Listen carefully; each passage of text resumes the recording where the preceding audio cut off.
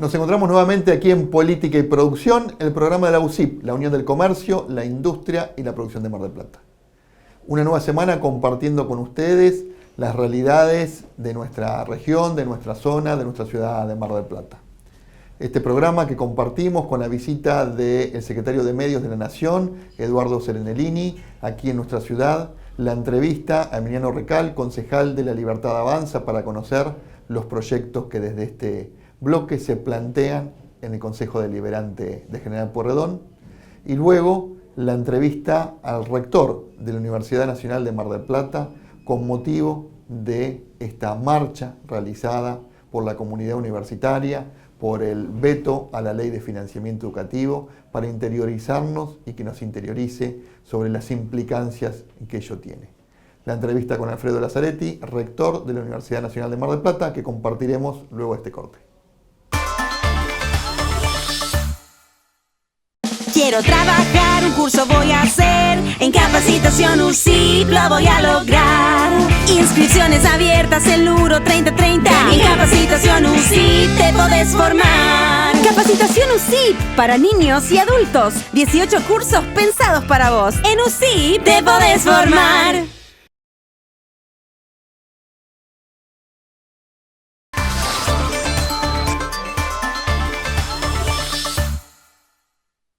Como dijimos hace momentos, la entrevista con Alfredo Lazzaretti, rector de la Universidad Nacional de Mar del Plata. Vení a Provincia Net Pagos y hacé todo en un mismo lugar, sin vueltas, rápido y seguro. ¡Te esperamos! Provincia Net Pagos. Rector, gracias por recibirnos estos minutos para Política y Producción. No, gracias a ustedes por el interés en la vida de nuestra Universidad Nacional de Mar del Plata. Bueno, una marcha impresionante en todo el país, en Mar del Plata en particular, la vimos muchas cuadras de alumnos, profesores, organizaciones, pidiendo por la educación pública y gratuita, refrendando algo que es histórico en la Argentina. Terminada la marcha, el presidente decide finalmente vetar la ley. Sí, desgraciadamente nos desayunamos con esa noticia, que por supuesto no fue una sorpresa, era lo que se venía hablando, por eso la marcha universitaria incluso se realizó antes de que venza el plazo que tenía el presidente para vetar la ley, que era en el día de hoy hasta la medianoche, se anticipó un día, me parece que todos sabíamos lo que iba a ocurrir y por ese motivo, bueno, se decidió convocar una marcha el 2 de octubre, que realmente fue una marcha nuevamente muy masiva y que tuvo, como siempre pasa, el epicentro en la capital federal, pero me parece que en el interior del país, en las capitales de provincia, en las grandes ciudades, como Rosario, como Mar del Plata, las marchas fueron inclusive más masivas que las que habían sido el 23 de abril. En Capital no fue así, fue a la inversa, pero más allá de eso, es una enorme demostración de apoyo y de respaldo a la educación pública en general y a la universidad pública en particular, y lo cual nos alegra sobremanera. Es hora que la sociedad argentina se dé tiempo para discutir estos temas que son los que realmente importan: la educación pública, qué lugar tiene que ocupar, cómo se financia. Así que me parece que es una cuestión relevante. Así que por ese lado bien, mal por el lado del veto presidencial. Incluso me parece que desde mi punto de vista estamos asistiendo desgraciadamente a una degradación de la palabra presidencial, la manera que el presidente se expresa, cómo ataca al que piensa diferente, cómo ataca al periodismo, los términos que utiliza. Creo que todo eso es muy negativo, y ayer nos tocó a los que fuimos a las marchas, que nos acusó de golpistas en un posteo que hizo en la red X, y luego agregó un cartel planteando algo que es absolutamente mentiroso, planteando que no nos preocupemos, que la universidad pública estaba bien, que lo que estaba mal eran los fondos que se reparten. Digo, yo creo que la primera parte se la dicen los publicistas, que no se pelee con la universidad pública porque tiene un alto prestigio en la sociedad. Y la segunda parte es una absoluta falsedad. Uno de los reclamos principales de la marcha que se dio en el día de ayer es una reivindicación, si se quiere, un reconocimiento, una justa actualización de los salarios de los docentes y los no docentes que trabajan en las universidades nacionales. Esa plata sale del Tesoro Nacional y va a las cuentas bancarias de los trabajadores y de los no docentes, así que ahí no hay nada que que se pueda tocar, que no sea con esa finalidad. Exactamente igual pasa con el otro reclamo que estamos haciendo, que se actualicen las becas. Viene el monto de las becas, se acredita directamente en las cuentas de los estudiantes. O sea que evidentemente hay una actitud, bueno, de tergiversación muy negativa, de querer instalar falsas verdades o medias verdades respecto a las universidades públicas, que realmente es muy negativa. Pero bueno, es una facultad constitucional que el presidente tiene, que la ha decidido ejercer, ha vetado la ley de financiamiento universitario, que era una ley muy básica, de muy corto tiempo de vigencia, terminaba el 31 de diciembre de este año y lo único que planteaba no era ningún aumento del presupuesto, era la actualización salarial y de las becas estudiantiles. Bueno, esto ha sido vetado, así que ahora la pelota vuelve al Congreso de la Nación. Ya hay pedida una sesión extraordinaria para el próximo miércoles 9 de octubre. Bueno, y allí veremos si el Ejecutivo logra reunir el tercio que puede obstruir la ratificación que el Congreso pueda hacer. Así que me parece que la discusión está en esos términos. Particularmente es más complicado el escenario de la Cámara de Diputados. En el Senado la mayoría con la que se votó la ley fue muy holgada, en diputados fue un poco más ajustada, así que bueno, veremos qué suerte corre la ley de financiamiento, porque además, al mismo tiempo que se discute esta ley para el 2024, se está discutiendo el presupuesto universitario y de la Administración Pública Nacional, por supuesto, en general, para el 2025. Así que bueno, tenemos ese escenario por delante de participar de los debates del Congreso, de llevar las demandas del sistema universitario y veremos qué suerte tenemos el próximo miércoles si es que la sesión se puede realizar y se trata el tema de la ley de financiamiento universitario. Pero yo soy optimista, creo que vamos a alcanzar una mayoría de 2/3 para respaldar la ley. Bueno, podemos empezar, si querés, rector, un escalón más abajo. ¿Por qué Argentina tiene que tener educación gratuita en el ámbito universitario? ¿Cuál es filosóficamente la base sobre la que se sustenta esa idea? Es una muy buena pregunta. Yo arrancaría un poco más atrás, me iría al siglo XIX. Creo que desde Sarmiento hay una convicción en Argentina, una mirada que piensa que para desarrollar un modelo productivo, en aquel momento era necesario que la gente sepa leer y escribir, y en un país que recibía tanta gente de la inmigración, era necesario también homogeneizar un idioma y una cultura. Me parece que Sarmiento puso en marcha toda la construcción de las escuelas normales, no lo dejó librado a la fuerza del mercado. Lo hizo desde el Estado, y desde el Estado también se sancionó la ley 1420 de educación común, pública y gratuita para toda la Argentina. Entonces hubo una ley que marcó un punto de inflexión en la educación argentina y configuró el sistema educativo durante todo el siglo XX. ¿En qué sentido? En que el Estado se debe ocupar de la educación y que el pilar es la educación pública para construir comunidad, para capacitar a la gente, y ese espíritu después, por supuesto, se transfirió a los otros sistemas, a los otros niveles del sistema educativo, y por supuesto las universidades no escapan a eso. Pero hay una cuestión muy concreta que me parece que hay que pensar, es que el mundo de la producción hoy ya no alcanza con capital y trabajo, es esencial el conocimiento. Y nosotros necesitamos tener una población cada vez más capacitada, que pueda acceder cada vez en mayor cantidad a la educación superior, porque si no, no va a ser posible encarar las nuevas etapas del desarrollo económico que se nos vienen.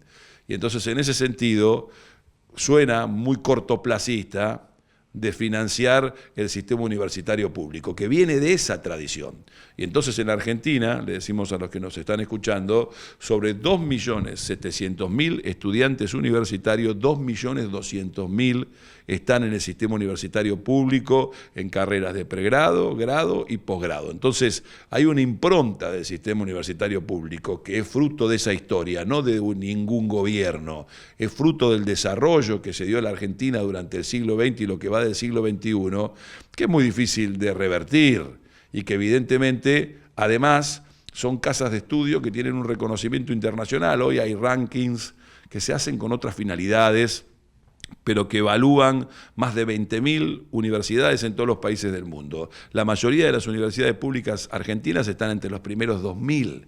Entonces tenemos un nivel universitario y un nivel educativo que de alguna manera nos representa en todo el mundo a donde van nuestros graduados. Hay gente que nos elige y viene a estudiar aquí a la Argentina. Entonces evidentemente hay un sistema que funciona y que funciona muy bien y que es muy inclusivo, que es gratuito, que respeta las vocaciones de los estudiantes y que provee una formación de excelencia. En Argentina, por suerte, no pasa como en otros países donde muchas veces la educación está en manos de instituciones privadas y donde de facto se produce que hay universidades para ricos y universidades para pobres, y para los que no pueden pagar ni una ni otra no hay universidad. Bueno, en Argentina no es así. En Argentina tenemos universidades de excelencia, abiertas, amplias, para que se sumen todos nuestros jóvenes y los no tan jóvenes y puedan avanzar en su formación. En primer lugar como personas, después con una actitud profesional, porque seguramente van a mejorar ellos, sus familias y sus comunidades. Esa es la mirada de por qué gratuita la educación en Argentina.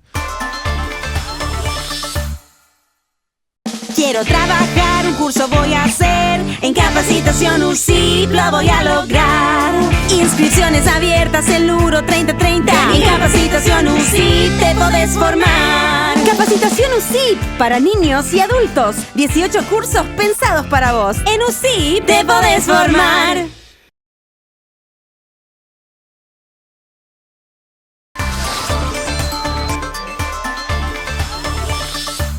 Continuamos en este segundo bloque con la entrevista a Eduardo Serenellini en su visita a la ciudad de Mar del Plata. Eduardo, gracias por permitirnos charlar estos minutos en Política de Producción y por la visita a UCIP. Al contrario, aquí estoy a disposición, encontrarnos con hombres de negocios, grandes, medianos, pequeños, siempre es importante. Bueno, más temprano charlabas con los jóvenes en la Universidad FASTA. ¿De qué les hablaste? Les hablé de nuestra gestión. En principio, a los jóvenes les hablo mucho de comunicación, cómo estamos comunicando desde el Gobierno Nacional, desde la presidencia de Javier Milei. Y por otro lado, el mundo, cómo nos ve. Estamos nuevamente en el radar de inversiones. La nueva industria, allí había alumnos de la Facultad de Comunicación, de Periodismo, y preguntan sobre las nuevas herramientas, esta forma de comunicar, no necesariamente tiene que ser por los medios tradicionales, y los jóvenes quieren saber, conocer cómo llegamos desde la campaña a llevar a Javier Milei a presidente, y yo no estaba en la campaña, pero sí a partir de la gestión de gobierno, cómo se sigue comunicando. Bueno, se trabajó hoy mucho en relación al tema, las preguntas de los chicos siempre son interesantes y allí estuvimos un par de horas. Bien, y en el recorrido en el territorio, ¿qué es lo que el presidente les ha pedido que le transmitan a la gente? Nuestra gestión de 9 meses, lo logrado, lo que hace falta y fundamentalmente consultar qué necesitan. ¿Qué necesitan? Bueno, hay temas transversales, obra pública, reforma laboral, conectividad, y eso, bueno, vamos a la cartera Secretaría de Transporte o lo que tenga que ver con capital humano en cuanto a reforma laboral, allí en la Secretaría de Trabajo, que en realidad depende de Julio Cordero y todo lo que tiene que ver con esta reforma, con algunos puntos que quedaron fuera de la reforma, pero a pesar de todo se seguirá trabajando. Bueno, hay diálogo también con la CGT, por ejemplo, en el tema de la reforma laboral, ¿no? Sí, diálogo, con intenciones de diálogo. Hay que seguir, de esto se trata, dialogar. Ahora, cuanto más se espera, más problemas vamos a tener y van a tener los hombres de negocios para contratar personal. Hay necesidad de trabajar, por otro lado, hay necesidad de ocupar posiciones en distintas compañías, distintos rubros y sectores. Esa es una situación que quien lo ve de afuera dice no lo puedo entender. Tenés necesidad de personal y tenés gente sin empleo. El tema es la educación, el tema es cultural, bueno, un poco de cada cosa. En el último acto político del presidente habló de que lo que venían eran todas buenas noticias, así que te tocará trabajar en eso. Seguramente. Ya son buenas noticias, ya que haya bajado la inflación, tener líneas de crédito para producir, tener conectividad desde la llegada de compañías que hay, por ejemplo, escuelas de frontera que ya están conectadas, no están aisladas del mundo, tener distintas tareas, por ejemplo, en educación, todo lo relacionado con los niños que van a tener su prueba a aprender ya en el colegio primario, los docentes se van a tener que preparar un poco más. Bueno, hay mucho por contar de lo que ya se ha logrado. Eduardo, gracias por estos minutos y ahora a trabajar con los empresarios, a charlar un poco. Gracias por recibirme aquí en esta casa. Por último, entrevistamos a Emiliano Recal, concejal de La Libertad Avanza en General Pueyrredón. Concejal, gracias por estos minutos para Política y Producción. Bueno, muchísimas gracias a ustedes por la invitación. La verdad que recién lo conversábamos, pudimos avanzar cuando estábamos en plenas elecciones y a veces eso es importante porque después de varios meses nosotros estamos haciendo un análisis de Mar del Plata y siempre es lindo poder contarle a la comunidad y sobre todo también a la gente que está vinculada a la producción todo lo que estamos haciendo desde el Consejo. Bueno, parece una conversación de ascensor, pero es la verdad.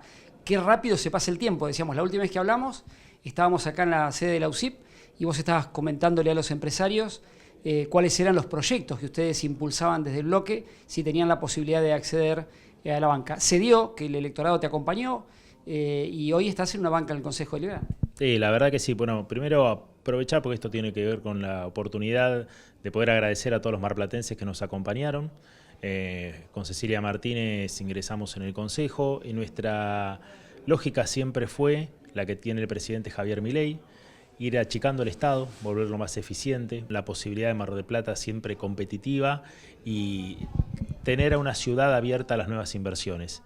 En ese concepto nosotros impulsamos desde el Consejo Deliberante algunos proyectos que tienen que ver con la posibilidad de poder realizar remodelaciones o construcciones hasta una determinada cantidad de pisos a través de un concepto que muchas veces tiene que ver con la declaración jurada de un profesional acompañado de un anteproyecto y un seguro y en donde una determinada cantidad de tiempo, si la administración pública no se expide, la obra puede realizarse. Es decir, cambiar un poco la lógica que tiene que ver con que a veces la burocracia impide que uno pueda desarrollar, y más Mar del Plata, que tiene una gran cantidad de construcción en el ámbito privado. Acompañamos hace muy poco también al presidente Javier Milei en Parque Lezama con un concepto claro que tiene que ver con empezar siempre a dar la posibilidad de que el privado se siente con nosotros, nos plantee cuáles son las necesidades y este gobierno los va a escuchar y va a tener la posibilidad siempre de decirle cuál va a ser el camino y lo que se encuentra en posibilidades ciertas y aquellas que no. Porque también es importante ser honesto desde el momento uno. Cuando el privado necesita una cuestión en particular, ver de qué manera podemos articular nosotros para que se pueda ir desarrollando cada vez mejor una actividad y en algunos casos la conjunción de múltiples actividades. Bueno, ahí hay dos elementos interesantes en lo que decís. El primero es que la construcción es generadora de empleo. En Mar del Plata hay muchos metros cuadrados que se están construyendo por parte de desarrolladores privados, desde Pozo, también en los barrios viviendas, en los barrios cerrados se están haciendo viviendas y eso impacta positivamente en el empleo. Pero por otro lado surge la cifra de la pobreza también, ¿no? Entonces están como en la balanza los dos datos. ¿Cómo lo ven desde el partido? Nosotros tuvimos acá en Mar del Plata, creo que uno de los índices más bajos de pobreza en mucho tiempo, y que tiene que ver con muchas de las reformas que se están impulsando desde el Gobierno Nacional. Celebramos la Ley Bases, un instrumento fundamental para el gobierno, pero sobre todo porque se atacaron puntos que tienen que ver con la generación de empleo, entre ellas la reforma laboral. La reforma laboral viene justamente a cambiar el paradigma y a entender la posibilidad que tenemos cuando se realiza una inversión de conocer cuál va a ser nuestro margen, es decir, si un juicio laboral puede llegar a hacer caer a alguna empresa, porque hay variables que no se tienen en cuenta y realmente cuando uno ve para dónde iba el país, nosotros veíamos que la generación de empleo privado no se estaba dando desde hace muchísimo tiempo y uno de los factores principales es que, para que tengamos dimensión, Argentina ocupa en América Latina el ranking número 3 de juicios laborales. Entonces, estas reformas que se van haciendo, ir desregulando, creemos que es fundamental para la generación de empleo. Lógicamente, esto tiene que ir acompañado siempre de temas que hagan que la ciudad, en este caso Mar del Plata, pueda volverse una ciudad que tenga la posibilidad de traer cada vez más inversiones, de conectar esas inversiones y sobre todo la riqueza que tiene la ciudad, porque tenemos el segundo parque industrial que se va a estar inaugurando en poco tiempo, el otro día fue aprobado en el Consejo Deliberante, las producciones intensivas, el puerto de Mar del Plata. Bueno, todo eso tiene que ser y tiene que haber una economía dinamizada que permita a todas las personas que hoy están en una situación de vulnerabilidad poder salir adelante. Esa es la premisa principal y creemos que vamos por un buen camino desde la construcción de tener una economía sólida.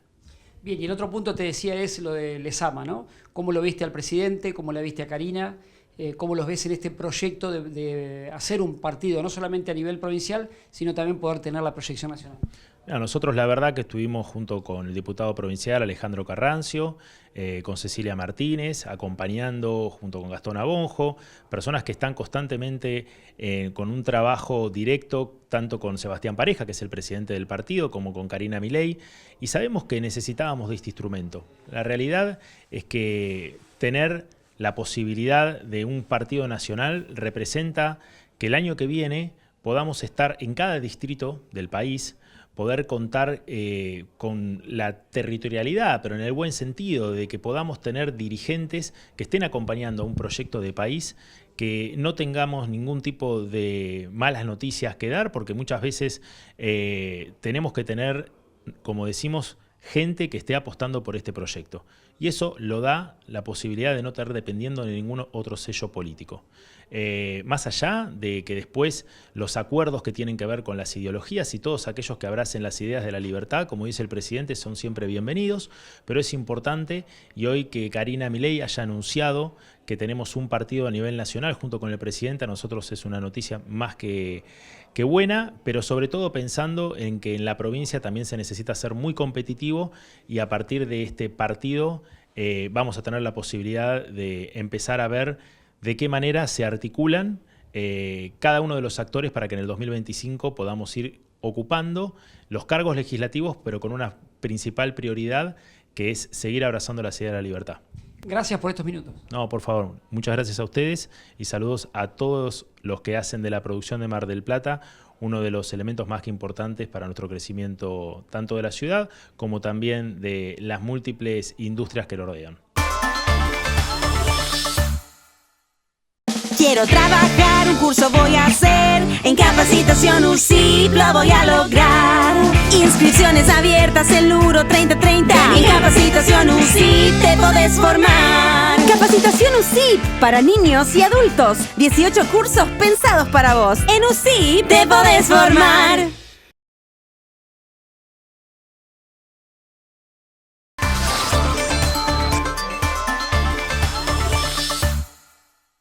Llegamos al cierre de este programa con este tema tan sensible para la sociedad argentina, el financiamiento de las universidades, la universidad pública, para todos aquellos que hemos pasado por alguna universidad pública, la importancia que tiene en la movilidad social ascendente, la oportunidad de muchas familias de progresar, de familias no profesionales que tengan sus hijos profesionales, y la necesidad de conocer sobre estos temas, donde muchas veces se plantean situaciones o posiciones sin conocer el fondo del asunto.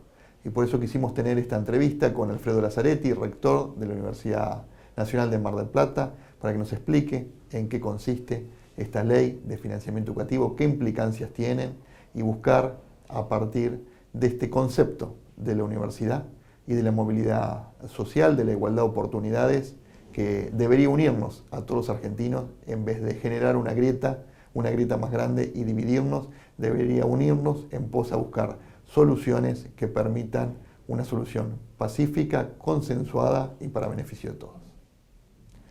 Esto ha sido todo por hoy. Nos encontramos nuevamente la semana próxima aquí en Política y Producción, el programa de la UCIP, la Unión del Comercio, la Industria y la Producción de Mar del Plata. Que tengan una buena semana.